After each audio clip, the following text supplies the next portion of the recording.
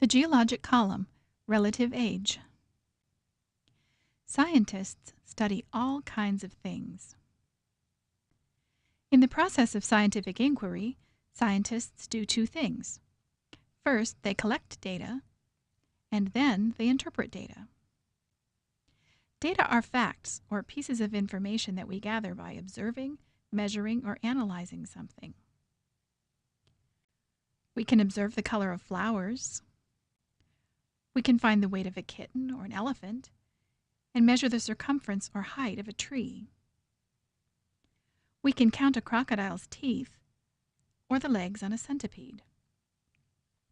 All these pieces of information are facts or data. The ideas scientists come up with to explain the data are called interpretations. The rocks in the geologic column are a source of lots of interesting data. For example, the color and shape of rocks are facts, things that can be observed by anyone who looks at the rocks. These facts are data. Measurements of things like the size of a pebble or the depth of a rock layer are data also. As scientists analyze the data from the geologic column, they look for explanations for why rocks are a certain color or shape, or how they came to be layered or folded.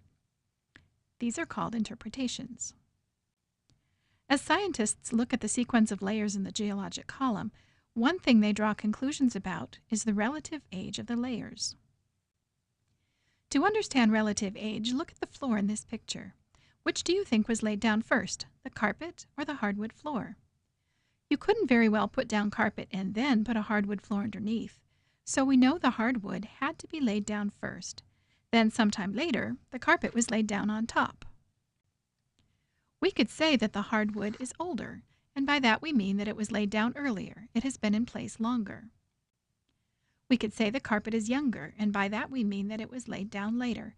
It has not been in place as long. But can we tell how much time there was between when the wood was laid down and when the carpet was laid down on top of it? Just by looking at it, we cannot tell whether the wood floor was put in on Monday and the carpet laid the following Wednesday, or whether the floor was there for 20 years before the room was carpeted. Now let's look at the rock layers again. Which layer is older? This one or this one? The lower one is older. Remember, that just means it was laid down sooner than the ones higher up. We can't tell by looking exactly how much time went by between the time the older one was laid down and the younger one was laid down. Just like with the real rock layers, we can tell the relative age of the intervals in our chart. The interval on the bottom is the oldest, and the one on top is the newest or youngest. Let's practice. Is the Mesozoic or Precambrian older? The Precambrian is older because it's on the bottom. Is the Cenozoic or the Paleozoic older?